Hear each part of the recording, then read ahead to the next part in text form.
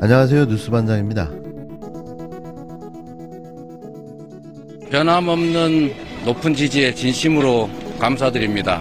점점 어깨가 무거워진다는 느낌이 듭니다. 27일 마지막 순회 경선으로 서울 경기 지역 권리당원들의 투표가 있었는데요. 역시 이번에도 이재명 후보가 압승했습니다. 전국 권리당원의 37%가 모여있는 서울 경기 지역에서도 이변은 없었습니다.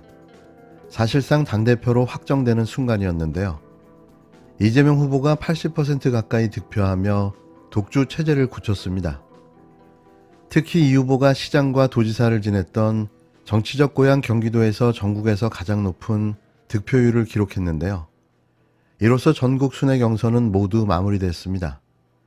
이 후보의 권리당원 누적 득표율은 78.22%, 박용진 후보는 21.78%였는데요. 박용진 후보는 당원 개정 등을 둘러싼 이재명 사당화 논란을 물고 늘어지며 반등 기회를 마련하려 발부둥쳤지만 역부족이었습니다. 권리당원 득표율은 40% 비중으로 최종 결과에 반영되는 만큼 이 후보의 당선은 거의 확실시되는데요. 최고위원은 정청래 후보가 권리당원 누적 득표율 27.65%를 기록해 1위를 지켰습니다. 그 뒤를 이어 고민정, 박찬대, 장경태, 서영교 후보 순으로 당선권에 들었는데요. 고민정 후보를 제외하면 성공적인 최고위원 구성으로 보여집니다. 특히 지난주 우위로 떨어졌던 박찬대 후보가 3위로 약진했고, 윤영찬 후보가 사퇴 후 지지를 선언한 송갑석 후보는 당선권에 들지 못했는데요. 뭐 예정된 수순인 거죠. 민주당은 오늘 대의원 권리당원 투표 결과, 일반 당원과 국민 여론조사 결과를 합산해 최종 결과를 발표할 방침인데요. 명실상부한 이재명 시대의 서막이 열렸습니다. 강한 민주당, 이기는 민주당을 기대해 보는데요. 오직 이재명 대표만이 윤석열의 독선과 오만, 고집불통 폭주를 막아낼 거라 기대해 봅니다.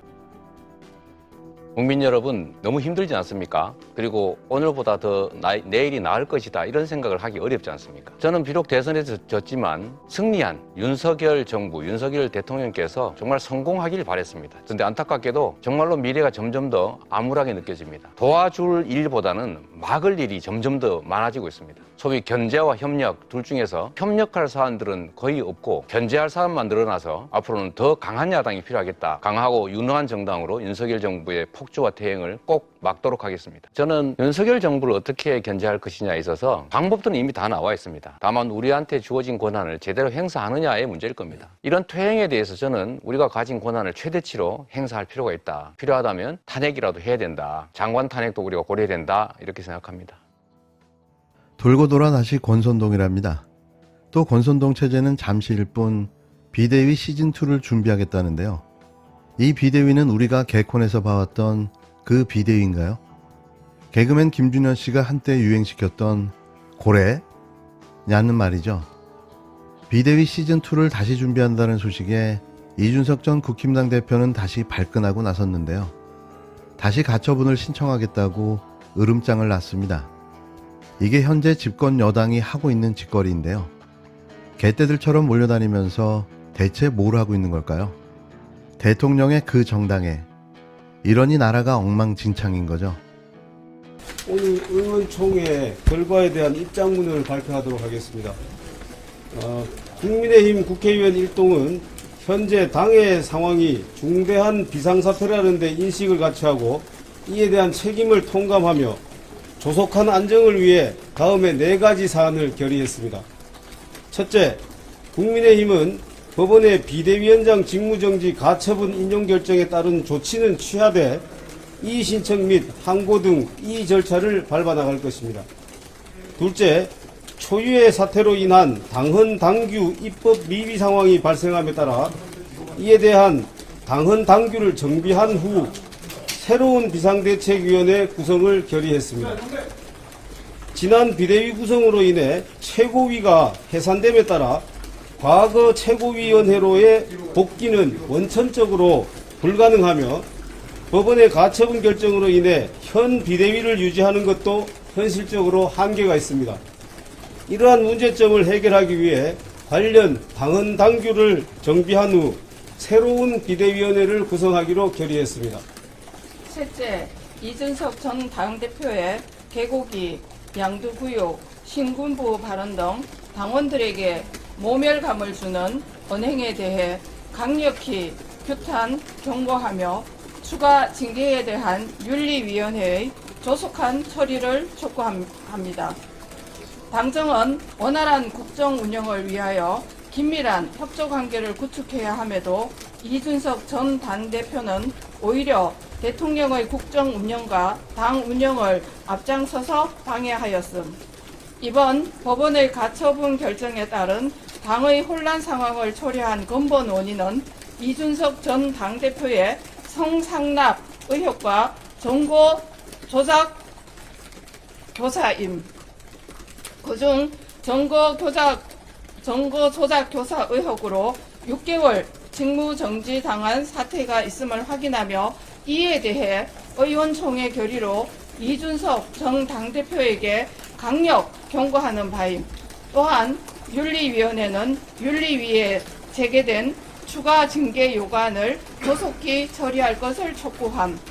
넷째, 원내대표의 거취는 이번 사태를 수습한 후 의원총회의 판단에 따르기로 했음. 비대위를 또 꾸리고 이준석을 또 징계한다. 한마디로 갈 때까지 가보자는 거죠.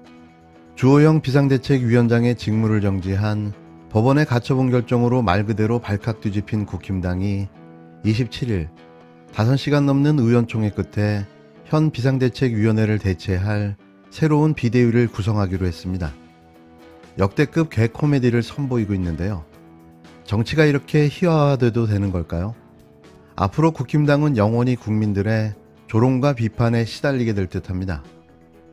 국힘당은 이날 오후 4시 시작한 의원총회를 밤 9시가 넘어 끝냈는데요. 의총을 끝내고 발표한 입장문을 통해 초유의 사태로 인한 당원당규 입법 미비 상황이 발생함에 따라 이와 관련한 당원당규를 정비한 뒤 새 비대위를 구성하기로 결의했다고 밝혔습니다. 앞서 직무정지 가처분 결정을 이끌어낸 이준석 전 대표가 비대위 이전 최고위로 지도부 체제를 복귀시킬 것을 요구하고 있는데요.